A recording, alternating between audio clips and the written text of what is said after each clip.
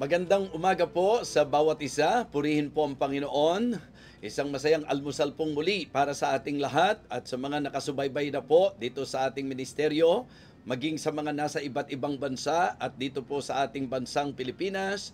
Gusto ko po kayong i-welcome sa ministeryong pinagpala ng Panginoon. Ito po ang Believer's Breakfast with BFDB. Salamat po sa inyong patuloy na pagsubaybay. Salamat po sa inyong panalangin, maging sa mga pag-share na ginagawa po natin. At syempre pa, kung hindi pa po kayo nakaka-subscribe sa ating channel, so I am encouraging every one of you, I am inviting you to please subscribe po dito sa ating channel para malawak pa po ang maabot natin sa pagbabahagi po ng salita ng Diyos. Alam niyo po, kayo rin ang isa sa mga inspirasyon ko po kung bakit tayo po ay nakapagpapatuloy. Kaya ang inyo pong paggising ng maaga, yan po ay encouragement po para sa akin. Actually po, ang isa sa masasabi nating dahilan ng ministeryong ito ay ang aking paniniwala that it is always good to begin our day with God. Pinakamasarap na pagsisimula po ng araw ay ang Diyos ang ating kaulayaw. Amen? Ang kanyang salita, ang ating pong gabay, ang ating pong tanglaw. Kaya po, please continue to pray for me. Yung kalakasan po ng inyong lingkod. So, ipag-pray po ninyo na patuloy pong bigyan ako ng wisdom, of course, ng masaganang biyaya upang pagampanan ko po ang aking pagmiministeryo sa bawat isa, lalo na po sa inyong mga taga-subaybay. Kaya nga po, sa mga nasa iba't ibang bansa na nakikisama po sa amin, binabati ko po kayo sa pangalan po ng ating Panginoon. Naway pagpalain po niya kayo kung kayo po ay talagang magpapatuloy sa pakikisama po sa amin. Naniniwala po kung ito po'y makakadagdag sa ating kalaguang espiritual. Kaya po, sana po, dyan lang po kayo at magsama-sama po tayo sa humigit kumulang 1 oras na pagsasalo-salo sa salita ng Diyos dito po sa Believer's Breakfast with BFDB. Okay, this time, babati muna po tayo sa mga birthday celebrants. So, babasahin ko na lang po ang pangalan ng mga nagbe-birthday po ngayon. At kung sakaling wala po ang inyong pangalan dito at birthday po ninyo, pinapauna ko na po, happy birthday po sa inyo. So, ito po ang ating talaan ng mga may birthday exactly today. Okay, birthday po ni Bien Hernandez ngayon. Ito po yung sa catering. Happy birthday, Bien Hernandez. Ganun din po si Pastor Timothy De La Torre, ang isa sa kaibigan po nating pastor. So, happy birthday po, Pastor Tim. Ganun din po, our very own Pastor Mike Digan. Yes, birthday din po ni Pastor Mike Digan. Happy birthday, good morning. Ganun din po si Gabe Cruz. Birthday din po niya, anak po ni Doc Emerson Cruz. Happy birthday, Gabe, anak, kuya, happy birthday sa'yo. Si Myrene, birthday din po ni Myrene at ni Sister Herna Mendoza. Happy birthday po dyan sa California, sa ating pong Ma'am Herna Mendoza. Ganon din po, birthday po ni Faith De Ocampo at ni Hope De Ocampo. Happy birthday sa inyong magkapatid. Anak po ng ating missionary, si CDO. Okay? So, Pastor Cesar De Ocampo. Happy birthday, Hope and Faith De Ocampo. Nagbe-birthday din po ngayon si Leslie De La Paz. Happy birthday, Leslie De La Paz. Ganon din po si Brother Jojo Nanyes ng Blessed Hope. At maging si Brother Jay Dinolan. Happy birthday, Brother Jay. Si Ma'am Ruth Langbayan. Nagse-celebrate din po ng birthday ngayon. Si Ma'am Ruth Langbayan at si Sylvia Guevara. So, yan po ang mga birthday celebrants natin.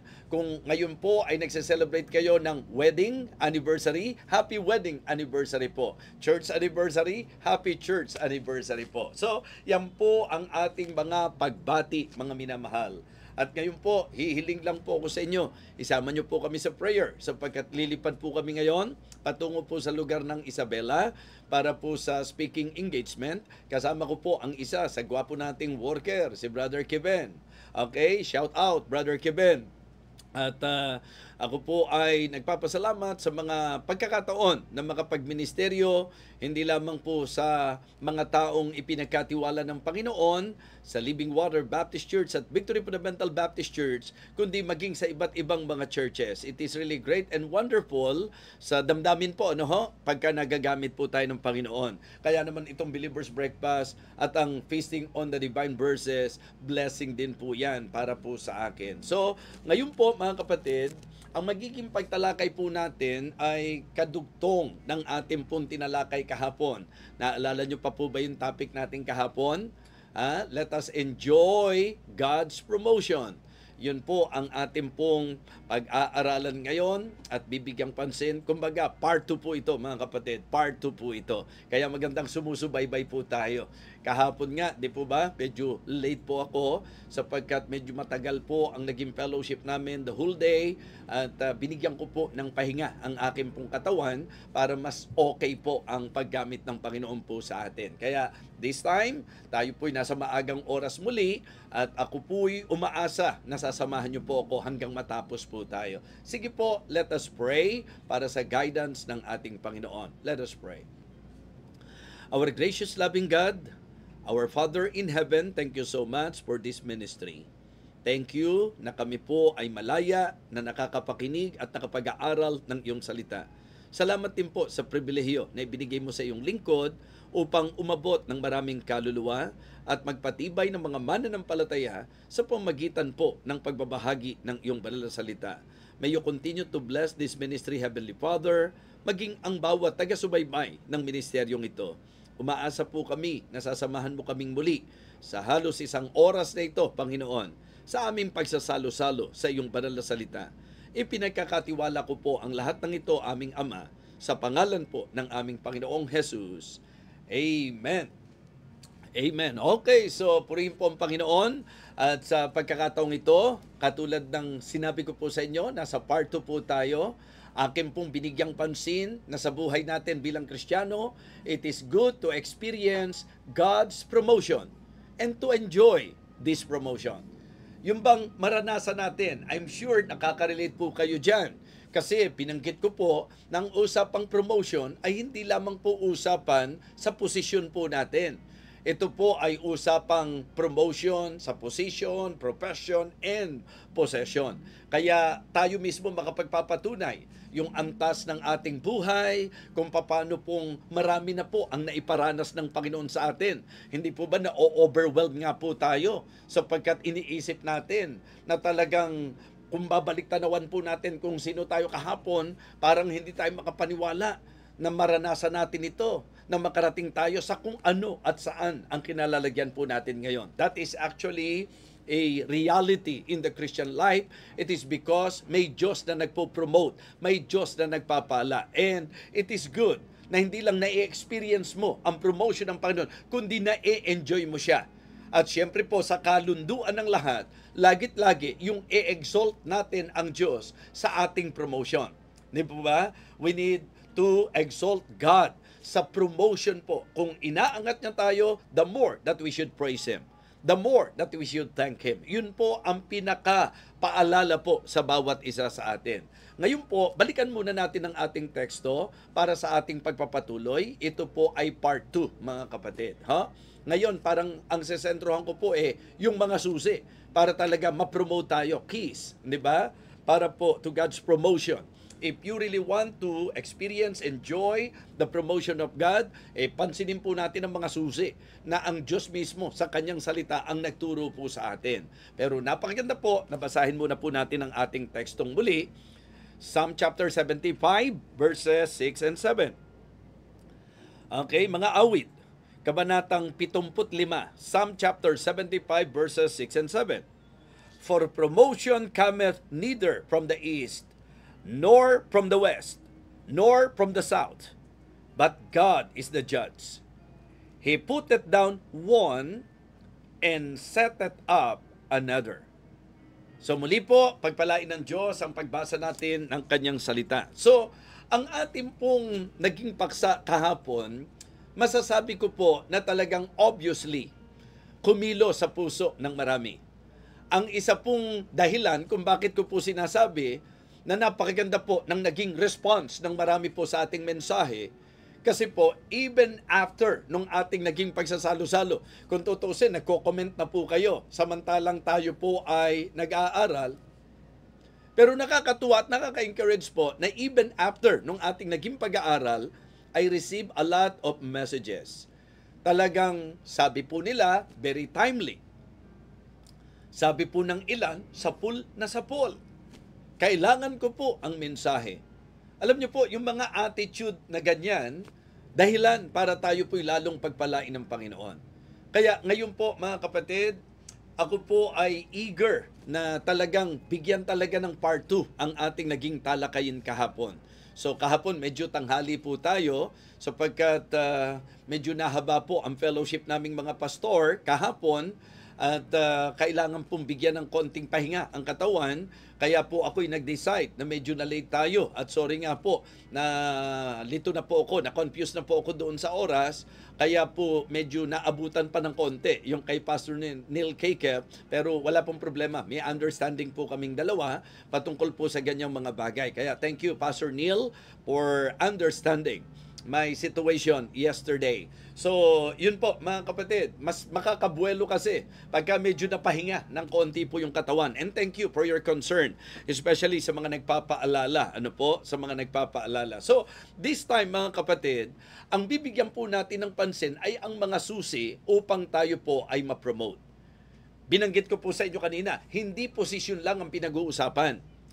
Sa usapang secular, marahil isa po yon. Pag pinag-usapan ng promotion, ang pinag-uusapan sa company, sa office, trabaho. Pero alam nyo po, sa spiritual aspect, sa maraming kaparaanan po, inihahayag ng Diyos ang kanyang pag-aangat po sa atin. Maging sa kabuhayan natin, di po ba? So it is also applicable na yung pag-angat ng ating kabuhayan, promotion din po yan ng Panginoon. Yung paggamit ng Panginoon sa atin, promotion din po yan. At naikwento ko nga po sa inyo, di po ba, nung early years ng aking Christian life, ng aking spiritual life. Kaya nga very thankful ako kay Ma'am Melda Claridad sapagkat sa totoo lang, ako po yung nagkaroon ng advantage na naging malapit din po sa kanya at kami po yung nagkakausap at na-mentor po niya ako in a way na naging rason kung bakit talagang mas motivated po ako noon sa paglilingkod ko sa Panginoon. And even simple thing na ipagagawa po ng pastor, talagang nandun po yung aking eagerness na magawa po yan. At medyo nakapagpatotoo po ako sa inyo tungkol sa kung paano po na hindi right away sa church kaagad, ako po'y tumatayo. No, in-enjoy ko po yung privilege na binigay ng Panginoon in conducting Bible studies at yung ilan pong mga visitations, discipleship, at talagang nakaka-enjoy kapag ka po ang buhay natin inaangat at ginagamit ng Panginoon. Hindi po talaga maganda na ang Kristiyano stagnant. Hindi po maganda na nakastuck lang po tayo. Mas maganda po na bilang Kristiyano, medyo talagang umaangat po tayo sa antas ng ating kabuhayan, sa antas ng ating paglilingkod, sa antas ng ating pong ministeryo, sa atin pong Panginoon. So, dito po idiniin natin na ang source talaga ng promotion ay ang Panginoon. Ang source ng lahat ng bagay ay ang Panginoon. Ang sabi po, for promotion cometh neither from the east, nor from the west, nor from the south. Ang sabi, but God is the judge. He putteth down one and setteth up another. So, ini-establish natin na ang pag-aangat, Diyos po ang makagagawa niyan. At pag kailangan namang ibaba ka, Diyos din po ang gagawa niyan. Kaya ngayon po, mga kapatid, mga taga-subaybay, maganda po na maging maingat po tayo sa pakikinig, and it is always good to develop that kind of attitude that every time we listen to the preaching of God's Word, talagang ang sinasalamin natin, yung mga sarili po natin. Okay? So, para po tayo ay patuloy na i-promote ng Panginoon, ito po ang ilang mga paalala mula po sa Biblia. Pagtuturo po ito ng salita ng Diyos. Okay? Number 1, be humble before God. Kung gusto po natin, mga kapatid, na ma-experience ang promotion po ng Panginoon sa atin, maging mababa po tayo sa harapan ng ating Panginoon. Yes. Itong reminder na ito, kailangan po nating lahat ito because being human, may ganun po tayong tendency. Ito po ay ipinapaalala ng Panginoon Kahit nung panahon po ng mga Israelites, sinasabi niya na kung kayo ay pinakain ko ng mana, kung kayo ay naipagtayo ko ng inyong bahay, sa madaling salita, kung kayo ay pinanagana at pinagpagpala ko, mag-ingat kayo na makalimutan nyo ang inyong Panginoon. Okay? At dumating kayo sa punto na sa kasaganahan na tinatamasan nyo, ang kininyo na kayo ang dahilan. Nagsikap ako, 'di ba? Nagmasipag ako, ginawa ko ang lahat ng magagawa ko. Kaya ako narating itong narating ko. Yan po mga dating na ganyan, delikado po yan. Sapagkat ang kalooban ng Diyos ay ang maging mababa ang ating puso na ating kilalanin that everything that we are enjoying in this life, it is because of Him. It is always because of Him. Ang Diyos po ang dahilan kung bakit tayo kumakain. Ang Diyos po ang dahilan kung bakit tayo napagpapala. Ang Diyos ang dahilan kung bakit meron po tayong nararating. So delikado po na dumating sa punto ng ating buhay na kapag tayo po'y nanagana o sa salitang mas ginagamit ng marami, yumaman, ang sasabihin natin, I have gotten me this wealth. Yun po'y kapalaluan, mga kapatid. Na mag-isip po tayo na sa kalagayan natin ngayon, tayo po yun. Mga kapatid, always acknowledge God sa lahat ng nararating natin. Yung mga naranasan po natin, mga kapatid, if not of Him, if not of the Lord, hindi ko po mararanasan. Yun po ang magandang attitude, mga kapatid. Always develop the attitude of humility. Yung kapakumbabaan. Sabi nga po ng Bible, God resisteth the proud, but giveth grace unto the humble. Humble yourselves therefore under the mighty hand of God, that He may exalt you in due time. Yan po ang sinabi ni Apostol Pedro sa kanyang mga pinayuhan sa 1 Peter chapter 5 and verse number 6. Humble yourselves therefore under the mighty hand of God, that He may exalt you in due time. Ang humility po ang isa sa keys upang tayo po ay itaas patuloy ng Panginoon. Alam nyo, sa akin personally, napakalaki pong encouragement, napakalaking, importanteng reminder sa akin. Yung pong mga nagsasabi na evangelist, pastor, bishop, natutuwa po kami kasi mula nung nakilala ka namin noon, maging sa kung ano yung nararanasan mo ngayon, kung ano yung nagiging kasaganaan mo ngayon, yung mga nararating mo ngayon, nakakatuwa lang na hindi ka po nagbabago. Ang ibig nilang sabihin, hindi tumatayog. Well, para sa akin po, napakagandang comment po yon. Napakagandang marinig na observation po ng tao yon, na hindi ka tumatayog, hindi ka tumataas. Alam nyo, maganda nagpapaalalahanan din po tayo. Kapag kasi dumarating doon sa punto na nagagamit ka na ng Panginoon, minsan iba na arrive natin eh. Di ba? So, if God is using you, if God is blessing you, you should praise the Lord, but never nagagamitin mong dahilan yan para tumayog ang iyong pag-iisip, para tumaas ka. Tandaan niyo po, ang Panginoong Hesus mismo ang nagsasabi na sino mang nagpapakababa ay matataas, at sino mang nagmamataas ay mabababa.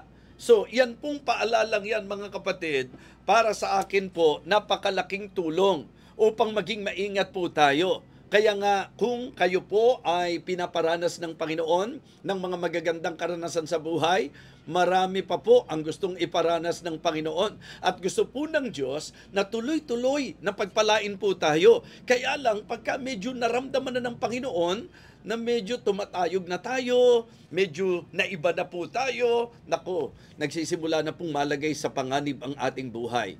Tatandaan niyo po na ang ating pag-aaral, ang ating teksto, ang sabi po, God is the judge. But God is the judge. Hindi po yung sinasabi ng tao tungkol sa iyo, bagamat nakakatuwa, nakaka-encourage, still, Diyos pa rin ang nakakaalam ng puso po natin. Di po ba? But God is the judge. At ito po yung gusto kong medyo, kung possible, na ma-memorize po natin para maging reminder sa atin na ang Diyos natin, hindi lang siya yung may kakayahang itaas ka. Kasi ang sabi po, He putteth down one and setteth up another. So, yun po yung magkabilang panig ng katotohanan patungkol sa Diyos, na siya po kayang mag-promote, pero kaya rin niyang mag-demote. Kaya rin po ng Panginoon na ibagsak yung mga dapat ibagsak, mga kapatid. So kaya nga, for me, because ang ating encouragement is for us to experience God's promotion and to enjoy God's promotion so that we can exalt God in our promotion. Kaya iyon po yung ating pinapaalala ngayon. Be humble before the Lord. Maging mababa po tayo sa harapan ng ating Panginoon. Hindi po pwedeng darating ka sa punto na yun ang magiging kaisipan mo. Galing ko to, lakas ko to, pagsisikap ko to, diskarte ko to. Mga kapatid, wag. Diba? Kasi ang Diyos ang pinanggagalingan ng pagpapala. Sabi ko nga, it is always good to somehow consider the Word of God, especially sa mga rebuke and reminders po. Yung human tendency na yan, ingatan natin. Wag na wag pong mangyari na kung kailan pa pinagpala ka na, doon ka pa nakalimot. Dapat ka, the more na pinagpapala ka, the more na kumikilala ka. Amen po ba? The more na binibless ng Diyos yung buhay mo, the more na dinadala ka sa pag-alala sa Diyos na nag-bless ng buhay mo. Pero minsan, nakakalungkot, di po ba, na matapos pagpalain, lumihis. Matapos may marating, nagmalaki, nagmapuri. Kayo na po ang nagbigay ng dahilan sa Diyos upang tayo po ay kanyang ibaba. Sapagkat iyan po ang maliwanag na prinsipyong itinuro sa atin. If you really want God to exalt you, if you really want God to promote you, you better learn to humble yourself. Maganda pong matutunan natin na ibaba ang ating pong mga sarili. Amen? So, ikalawa po, be honest before the Lord. So dito naman, ang gusto kong bigyang pansin ay yung pong katapatan natin sa Panginoon. Mahalaga po mga kapatid na tayo po sa buhay natin, maging matapat po tayo sa Diyos. 'Di ba? Ang idea po mga kapatid, kung ang pag-uusapan, yung katapatan po sa Panginoon, yung bang dapat kasi yung integridad po natin, yung hindi natin dinadaya ang sarili natin, hindi natin pinapaniwala ang sarili natin sa mali, kundi totoo lang po tayo. Mga kapatid, yung pong honesty sa Biblia po, napakalaking bagay ng maitutulong po nito sa atin. Para ang Diyos po, i-promote po tayo, maganda po na maging totoo tayo sa buhay po natin. Kung ano po yung masasabi po nating katotohanan, yung katapatan natin, mapanatili po natin yan mga kapatid. Sa totoo lang po, para sa akin, pagka ang isang Kristiyano na buhay, na pati sarili niya dinadaya niya, parang ito po yung siguro talagang pwede na nating tiyakin, walang mararating. Hindi po ba? So kasi kapag ka ang isang tao honest, papasok na po doon yung humility. Hindi ko kaya yan, hindi ko magagawa yan, mahihirapan ako dyan, talagang kundi sa Diyos. Yung idea na yon, kaya yung honesty and humility, pagka ang isang tao, like for example ako, kung magiging totoo ko sa sarili ko, yes, I praise the Lord because God is using me. Pero sa pagiging totoo ko po, mga kapatid, alam ko, yun ang dahilan kung ba't ginagamit ako ng Panginoon. Ibig sabihin, aminado po ako. Aminado ako. I am very honest sa harapan ng Panginoon. Lord, kung ako lang to, hindi ko kakayanin to. Alam nyo, may mga pagkakataon po na ang tao po, pati sarili niya, dinadaya niya. So, importante po na tayo ay maging tapat sa harapan ng Panginoon. Pwede niyong sabihin, di po ba, si Moses, nung time na siya'y tinawag ng Panginoon, nagbigay siya ng mga excuses. At doon sa mga excuses ni Moses, pag tinignan niyo po, may mga bahagi doon na parang inaamin niya sa Diyos. Like for example, yung takot at pangamba niya. Hindi po ba? Yung pangamba at takot niya, ano sasabihin ko pag umarap ako kay Pharaoh, hindi ako magaling magsalita. Tapos, maraming bagay na kung saan binigyan po ng pansin doon sa kanyang, nagpakatotoo lang po si Moses. Pero, sinagot siya ng Panginoon. Diba? Kung pagsasalita lang ang problema mo, Moses, sino ba gumawa ng dila? So mga kapatid, para sa akin po, inuugnay ko lang sa katayuan ko po na talagang before, nagiging totoo lang ako, mukhang hindi po ako makakatayo, hindi ko po kakayanin yan. Ang kasarapan lang po, gumagamit ang Diyos ng magpapalakas sa iyo, magpapalakas ng loob mo, magdi-disciple sa iyo, mag-encourage sa iyo. So, mga kapatid, napakahalaga po na tayo ay maging totoo sa harapan po ng Panginoon. Amen? It is good na tayo po ay maging true at maging honest sa harapan ng Diyos. Kasi sabi ko nga, kaya tayo dumarating doon sa punto na nagagamit ng Panginoon kasi marunong tayong humarap at umamin po sa katotohanan. Kaya pagka po pinag-usapan yung gamit ng Panginoon sa iyo, kamusta? Aminado ka ba na sa buhay mo para magamit ka ng Diyos, ang kailangan mo ay ang kalakasan niya? Aminado ka bang mahina ka? Aminado ka ba na may kakulangan ka? Mga kapatid, honesty.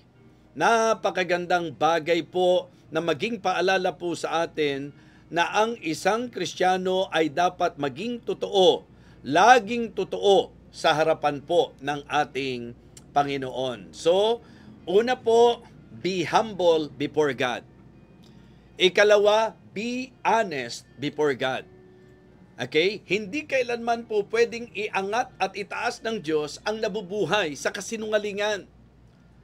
Mga kapatid, walang long-lasting effect po yun.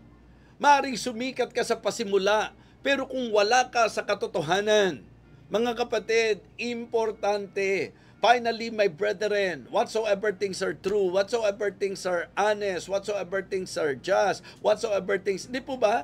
Yun po dapat, isa sa ating dapat tiyakin na sa buhay natin, nagpapakatotoo po tayo sa harapan ng ating Panginoon. So, be humble before the Lord. Number 2, be honest before the Lord. Maging totoo po tayo at tapat tayo sa Panginoon. And then, mga kapatid, be hopeful in the Lord. Be hopeful in the Lord. Hindi po magkakalayo ang pinakakonsepto ng ating pong ibinabahagi ngayon. Okay? Sa humility, kakailanganin mo ng honesty.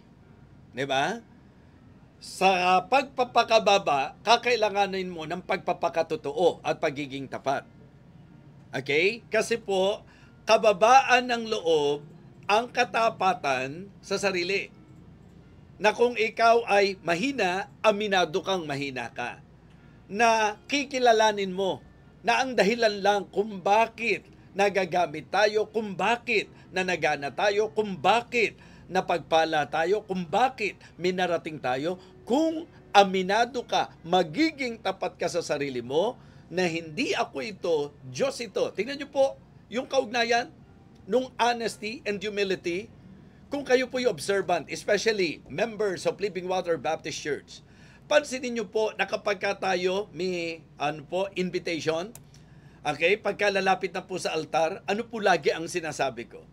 Di po ba? Yung idea po ng humility and honesty, yung humbleness. Maging totoo po tayo sa harapan ng Panginoon.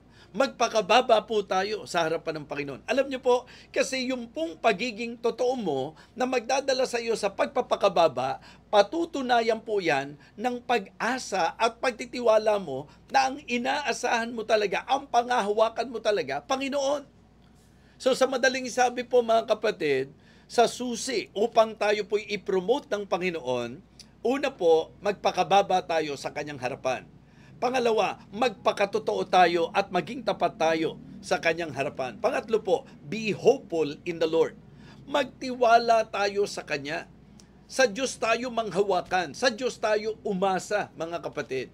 Tatandaan niyo po na ang iaangat ng Diyos, yung mga natutong pagtiwalaan siya. Yung natutong panghawakan po siya, mga kapatid, sa kanyang pangako. Marahil sa inyo pong mga dinadaanan ngayon, kung ang pag-uusapan nakikita, nakakahina ng loob, parang gusto mong sumuko, parang gusto mong bumigay. Pero mga kapatid, gusto ko pong malaman nyo ito.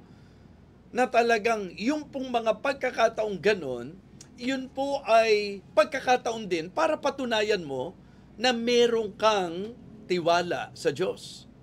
Ang ibig ko pong sabihin, yung mga sirkumstansya sa buhay, di po ba? Yung mga conflict at matitinding laban sa buhay, yung mga pagsubok na yan po ay dapat nagdadala sa atin sa buhay na sasandal at magtitiwala sa Diyos.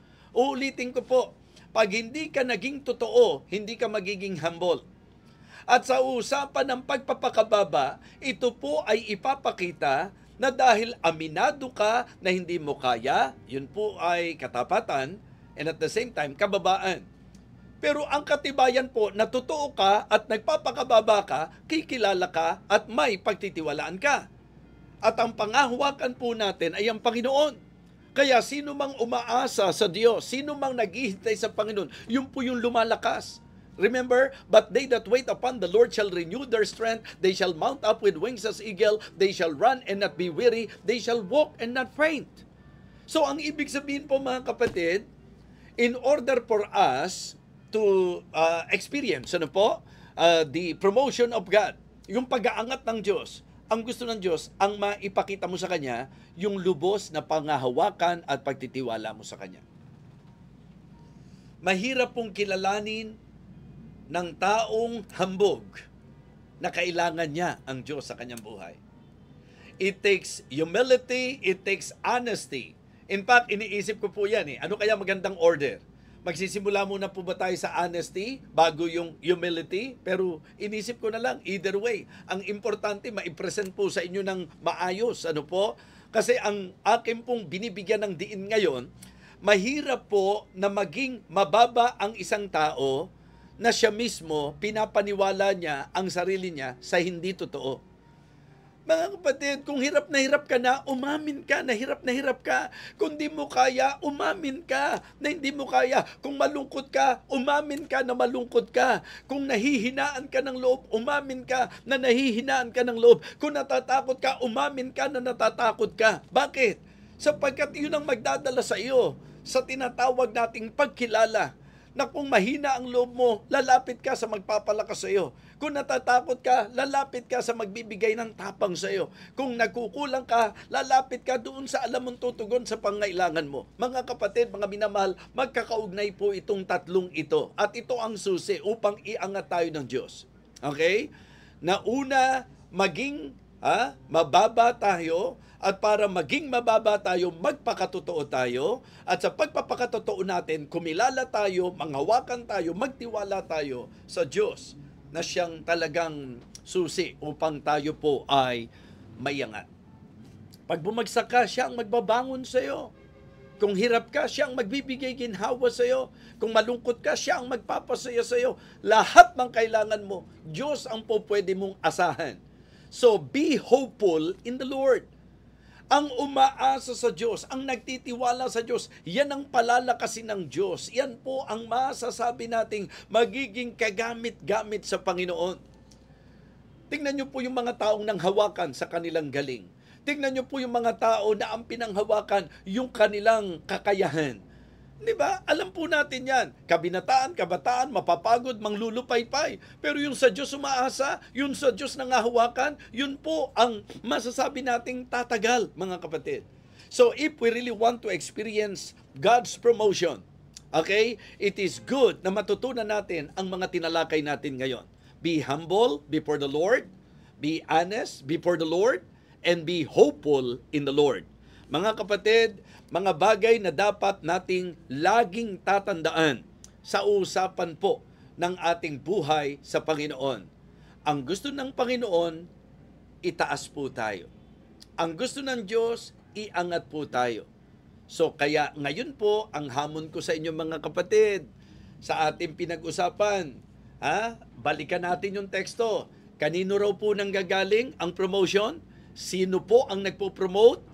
For promotion cometh neither from the east, nor from the west, nor from the south. Anong idea? Sa north. Okay? Sa Panginoon. But God is the judge. He putteth down one and setteth up another. Kung ang pag-uusapan ngayon, yung buhay po natin, at heto po ang Diyos na may kakayahang mag-angat at may kakayahang magbagsak at magbaba, sino po o ano po ang ating pipiliing kalagayan? Gusto ko po i-promote ako ng Panginoon. Gusto ko makaangat po ako sa buhay ko. Gusto ko po talagang mapalakas ako. Gusto ko po magamit ako. Gusto ko po may marating ako para sa Kanya. Well, meron pong susi. Be humble before the Lord, be honest before the Lord, and be hopeful in the Lord. Mga kapatid, ako po'y umaasa na ang bawat pagtalakay po natin sa mga mensahe po, actually po, kung papansin niyo parang devotional lang po ang intention natin, pero may mga mensahe po tayong mapapakinggan na talagang kung magpapakatotoo po tayo, ito po ay preaching na talagang magdadala sa atin na sa aplikasyon, mga encourage, it's a challenge tayo to apply this message in our lives. Again, isang masayang almusal po sa bawat isa. Umaasa po ako na patuloy niyo po ipagpe-pray ang ministeryong ito. At kung paano gumawa ang Panginoon sa bawat isa sa atin, lagi po nating panghawakan na siya po ang ating pwedeng pagtiwalaan. Be humble before the Lord, be honest before the Lord, and be hopeful in the Lord. Keys for promotion. Ang susi para tayo po ay ma-promote. Mga kapatid, let us experience God's promotion. Let us enjoy God's promotion. And let us exalt God in our promotion. Manalangin po tayo. Dakilang Diyos, maraming salamat po sa muling pagkakataon na kami po ay nakapag-aral ng iyong salita. Thank you because we believe, Lord, it is your will for your children to always study your word, Panginoon. Kaya salamat po. Patuloy mo pong basbasan ang bawat nakasubaybay sa ministeryong ito, pagpalain at katagpuin po sa mga pangangailangan. O Diyos, purihin ka, dinadakila ka namin. Ito po ang aming panalangin sa pangalan po ng aming Panginoong Jesus. Amen. Amen. Okay, thank you so much po mga kapatid. At muli po, ipanalangin niyo po ang lipad namin patungong Isabela. Ako po ay mga 4 na araw po doon. Magmiministeryo po tayo sa kanilang anibersaryo, and at the same time, may revival meeting po. At ang aking pong panalangin, talagang ang inyo pong lingkod ay gamitin ng Panginoon. Alam niyo po, I am very honest na kung ako lang, hindi ko po kaya ito. At iyon ang tamang paniniwala at dapat maging attitude natin para kilalanin natin na kailangan po natin ng Panginoon. So, ingat po kayo. Hindi ko na po muna sinyout out ang inyong mga pangalan sapagkat ito po ay recorded ko lamang po ngayon sapagkat gusto ko pa rin po na wag matigil po. Just try to imagine, ni-record ko po itong message na ito para makapagministeryo sa inyo. Ganyan ko po kayo kamahal sa Panginoon sapagkat ito rin po ang paraan ko upang sabihin, salamat po sa inyong pagtangkilik at pagsubaybay sa ministeryong ito. Again, ito po ang Believer's Breakfast with BFDB.